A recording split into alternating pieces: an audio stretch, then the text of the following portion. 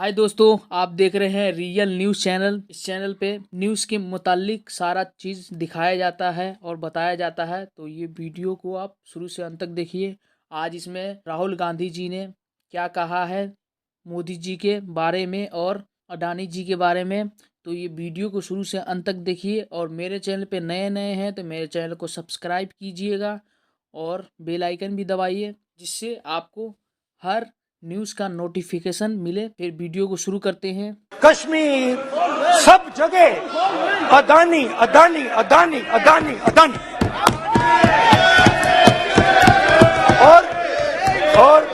और ये नाम नहीं, और इस नाम के बारे में जब लोग बोलते थे मुझसे तो 2-3 सवाल पूछते थे। ये पूछते थे कि ये जो अदानी जी हैं, ये किसी भी बिजनेस में घुस जाता है, ये सफलता प्राप्त कर जाता है, ये कभी फेल नहीं होता। और युवाओं ने मुझसे यह सवाल पूछा कि भाई ये हो क्या रहा है, हम भी सीखना चाहते हैं। मोदी जी ने कहा स्टार्टअप करो, हम भी अदानी जी जैसे बनना चाहते हैं। तो भैया किसी भी बिजनेस में घुस जाओ और एकदम सक्सेस हो जाए। यह पहला सवाल था। दूसरा सवाल था कि ये अदानी जी हैं, ये किसी भी बिजनेस में घुस जाते हैं। पहले ये 1-2 बिजनेस करते थे, अब ये 8-10 सेक्टर्स में काम करते हैं। Airports, data centres, cement, solar energy, wind energy, aerospace and defence, consumer finance, renewables, media. तो उन्होंने मुझसे पूछा कि राहुल जी, हाँ वेट करो, बेटे हाँ, धन्यवाद। पोर्ट्स की बात भी थी। ये भी सवाल पूछा, कि भैया एक बात बताइए, राहुल जी बताइए हमें कि अदानी जी का जो नेटवर्थ है वो 3 साल के अंदर, नहीं सॉरी 2014 से लेकर 2022 तक ये $8 बिलियन से $140 बिलियन कैसे हो गया? कैसे हुआ? मोदी है तो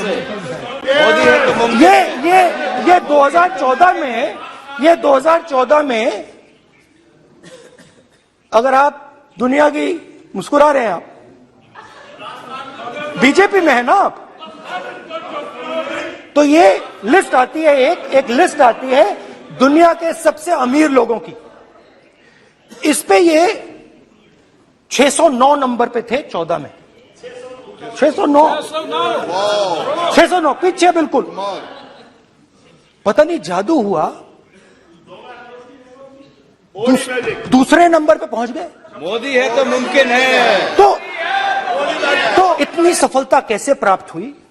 और सबसे जरूरी सवाल, इनका हिंदुस्तान के प्रधानमंत्री के साथ क्या रिश्ता है और कैसा रिश्ता है? देश जानना चाहता है, तो देश जानना चाहता है। ये देखिए रिश्ता,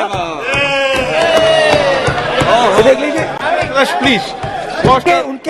उनके वहां पे उनके पीछे अदानी का लोगो है, अदानी जी के हवाई जहाज में घुस रहे हैं। तो मैंने सोचा कि आज के प्रेसिडेंट्स एड्रेस में मैं थोड़ा जो नरेंद्र मोदी जी का और अदानी जी का रिश्ता है उसके बारे में आपको थोड़ा बता देता हूं। जब प्रधानमंत्री जी दिल्ली आते हैं और 2014 में असली जादू शुरू होता है। मैंने कहा कि 2014 में वो 609 नंबर पे थे, कुछ ही सालों में वो दूसरे नंबर पे पहुंच गए। कैसे पहुंचे? मैं आपको, बहुत सारी इंडस्ट्रीज में काम करते हैं, मैं आपको 2-3 इंडस्ट्रीज का उदाहरण दे देता हूं। एयरपोर्ट इंडस्ट्री की बात, एयरपोर्ट्स की बात करते हैं। कुछ साल पहले सरकार ने हिंदुस्तान के एयरपोर्ट्स को डेवलप करने के लिए दिया। नियम था, there was a rule that anybody who does not have prior experience in airports cannot be involved in development of these airports. Rule था कि अगर कोई एयरपोर्ट बिजनेस में नहीं था तो वो इन एयरपोर्ट्स को ले नहीं सकता था।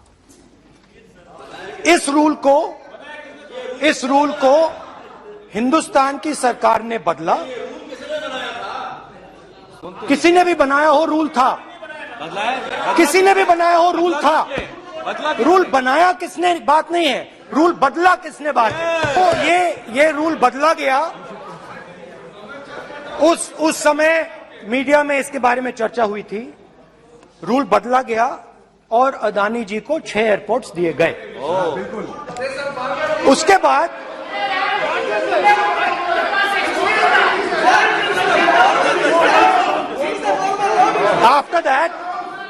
after that India's most strategic profitable airport, Mumbai airport, was taken away by GVK, hijacked by using the agencies. The agencies को CBI, ED का प्रयोग कर GVK पर दबाव डालकर हिंदुस्तान की सरकार ने उस एयरपोर्ट को अदानी जी के हाथों में कर दिया। रिजल्ट क्या आया? रिजल्ट आया कि एयरपोर्ट्स में आज अदानी जी 24% हिंदुस्तान की एयर ट्रैफिक को अपने एयरपोर्ट से निकालते हैं और 31% एयर फ्रेट उनके एयरपोर्ट्स में से निकलता है। अब यह काम हिंदुस्तान की सरकार और हिंदुस्तान के प्रधानमंत्री जी ने फैसिलिटेट किया। अब आपने जो पिछले स्पीकर थे उन्होंने फॉरेन पॉलिसी की बात की, हम भी फॉरेन पॉलिसी की बात करते हैं। चलिए डिफेंस से शुरू करते हैं। बहुत ऑप्शन है, आप बताइए कहां से शुरू करें। बिजली, डिफेंस, बहुत ऑप्शन है। Defence, let us start with defence. अब डिफेंस में अदानी जी का कोई एक्सपीरियंस नहीं था, जीरो। हिंदुस्तान में अदानी जी ड्रोन्स बनाते हैं। ड्रोन्स को हिंदुस्तान की एयरफोर्स, आर्मी, नेवी के लिए रिफिट करते हैं। अदानी जी ने यह काम कभी नहीं किया है पहले। HAL ये काम करती है। हिंदुस्तान में और भी कंपनीज हैं जो ये काम करती हैं, मगर प्रधानमंत्री जी इजराइल जाते हैं और उसके एकदम बाद अदानी जी को ये कॉन्ट्रैक्ट मिल जाता है, मगर एक नहीं मिलता। ये मत सोचिए कि ये सिर्फ एक कंपनी की बात हो रही है, ये इंडस्ट्रीज की बात होती है यहां पे। जैसे मैंने आपको दिखाया, एयरपोर्ट का पूरा सिस्टम उठा के ले गए, 30% मार्केट शेयर एयरपोर्ट में ले गए, वैसे ही डिफेंस में करा। तो 4 डिफेंस की इनके पास कंपनीज हैं। यह काम इन्होंने कभी नहीं किया। स्मॉल आर्म्स, जिसमें टवॉर है जो हमारी स्पेशल फोर्सेस यूज करती है, आर्मी यूज करती है, जिसमें गलील स्नाइपर राइफल है, ये सब अदानी जी बनाते हैं। सीधा स्ट्रेट इजराइल में प्राइम मिनिस्टर जाते हैं, प्राइम मिनिस्टर के साथ वहां पे मतलब बीच में पैदल चलते हैं और फिर जादू से पीछे से इंडिया का फर्स्ट कॉम्प्रिहेंसिव MRO मिल जाता है मेंटेनेंस के लिए, जहाजों के मेंटेनेंस के लिए। स्मॉल आर्म्स का बिजनेस मिल जाता है, इजरायली जो ड्रोन्स हैं उसका बिजनेस मिल जाता है। मतलब जो हिंदुस्तान और इजराइल का डिफेंस का रिश्ता है वो पूरा का पूरा अदानी जी के हाथ में चला जाता है। खत्म कहानी।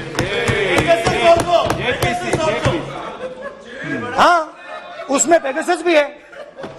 तो पता नहीं वहां से क्या मतलब, पेगासस कैसे आया, क्या हुआ, किसने दिया। अच्छा, एक और बड़ी इंटरेस्टिंग चीज है, एक कंपनी है अल्फा डिफेंस, जो डिफेंस इलेक्ट्रॉनिक्स का काम करती है, एवियोनिक्स का काम करती है, और बहुत स्ट्रेटेजिक कंपनी है। वो भी अदानी जी के हवाले कर दी गई, अदानी जी ने एक्वायर कर लिया। तो आपने देखा कि एयरपोर्ट्स का बिजनेस 30% मार्केट शेयर, हिंदुस्तान और इजराइल का जो वेपन्स का बिजनेस है 90% उठा के ले गए। एक विजिट, फॉरेन पॉलिसी। ये है फॉरेन पॉलिसी। चलिए, अब मैंने आपको इजराइल की बात बताई, ऑस्ट्रेलिया चलते हैं। कोयला ऑस्ट्रेलिया चलिए। ऑस्ट्रेलिया में अदानी जी जाके, नहीं क्यों? आप तो डिबेट करना चाहते थे, आप ही तो डिबेट करना चाहते थे। आपने बोला था कोई भी विषय पे डिबेट हो, तो हो गया अब डिबेट। अब क्यों डर रहे हो डिबेट से? अब क्यों डर रहे हो डिबेट? राष्ट्रपति की चर्चा लगाई, ये उचित है क्या? फिर आपको बोलना बोले नहीं स्पीकर नो, गलत तरीका है। राहुल गांधी जी, आप बोल रहे नहीं, गलत तरीका है। क्या देश को संदेश देना चाहते हैं आप? क्या संदेश देना चाहते हैं देश को? चलिए, राहुल गांधी जी। ऑस्ट्रेलिया में प्रधानमंत्री जाते हैं। आप बोलिए सर, स्पीकर सर, प्रधानमंत्री जी ऑस्ट्रेलिया जाते हैं और जादू से State Bank of India $1 billion loan Adani ji को ऑफर कर देता है। उसके बाद मैं उदाहरण दे रहा हूं, पूरी दुनिया में मोदी जी जाते हैं, घूमते हैं, तो मैं बता देता हूं क्या होता है वहां पे। बांग्लादेश में गए, हाँ काम पे ही जा रहे हैं, वही तो बोल रहा हूं, काम पे जा रहे हैं। बांग्लादेश जाते हैं, मोदी जी की पहली ट्रिप होती है बांग्लादेश में। वहां पे बांग्लादेश को इलेक्ट्रिसिटी बेचने का डिसीजन लिया जाता है। कुछ ही दिन बाद बांग्लादेश पावर डेवलपमेंट बोर्ड 25 साल का कॉन्ट्रैक्ट अदानी जी के साथ साइन कर देता है। 1500 मेगावाट इलेक्ट्रिसिटी का कॉन्ट्रैक्ट अदानी जी। चलिए, वहां से श्रीलंका चलते हैं। जून 2022 में Chairman of Sri Lanka's Ceylon Electricity Board, MMC Fernando, informed a parliamentary committee in Sri Lanka in open hearing that he was told by President Rajapaksa that PM Modi pressured him to give the wind power project directly to Mr. Adani.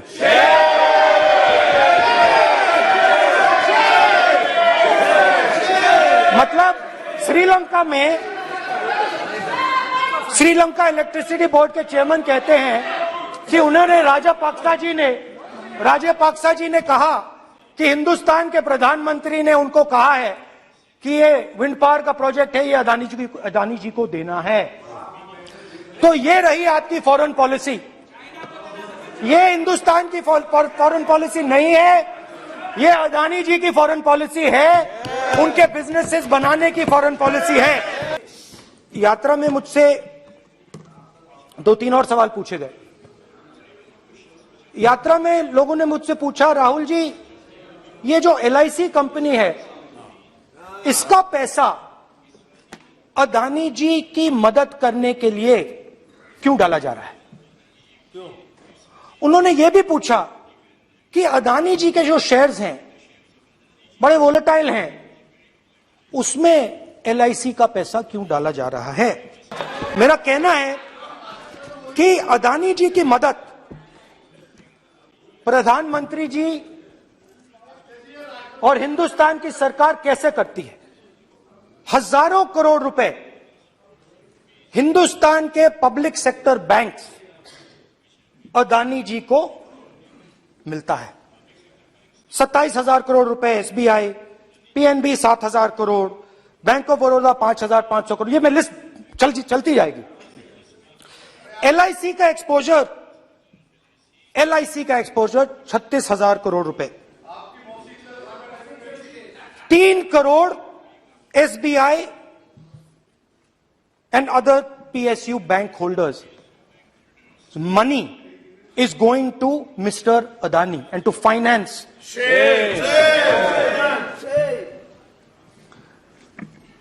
Now, of course, there is another question. तो मदद कैसे हो रही है? हिंदुस्तान के public sector banks का पैसा, LIC का पैसा। अच्छा अब चलिए छोटा सा बजट के बारे में बता देता हूं। 2022 में अदानी जी अनाउंस करते हैं कि वो $50 बिलियन इन्वेस्ट करेंगे to build the world's largest green hydrogen ecosystem. और इस बजट में बीजेपी की सरकार निर्मला सीतारमण जी कहती हैं हम ग्रीन हाइड्रोजन के लिए बहुत ह्यूज इंसेंटिव्स देंगे, 19,700 करोड़ रुपए हम ग्रीन हाइड्रोजन के लिए देंगे, मतलब अदानी जी को देंगे। जुगलबंदी बजट में अदानी जी के लिए 50 नए airport, coastal shipping, horticulture, grain storage, ये सब काम आप कर रहे हैं। तो मेरे सिर्फ कल प्रधानमंत्री जी कल भाषण देंगे, मेरे उनसे 2-3 छोटे से सवाल हैं। इंपॉर्टेंट क्वेश्चन, जरूरी सवाल। अदानी जी ने बीजेपी को पिछले 20 साल में कितने पैसे दिए हैं?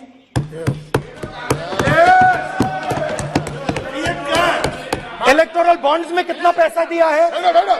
तो राहुल गांधी जी ने जो बोला है अडानी जी के और मोदी जी के लिए, तो आपको ये बात कैसी लगी? कमेंट में अपनी राय दे। और मेरे चैनल पर नए हैं तो मेरे चैनल को सब्सक्राइब कीजिए और बगल में जो बेल आइकन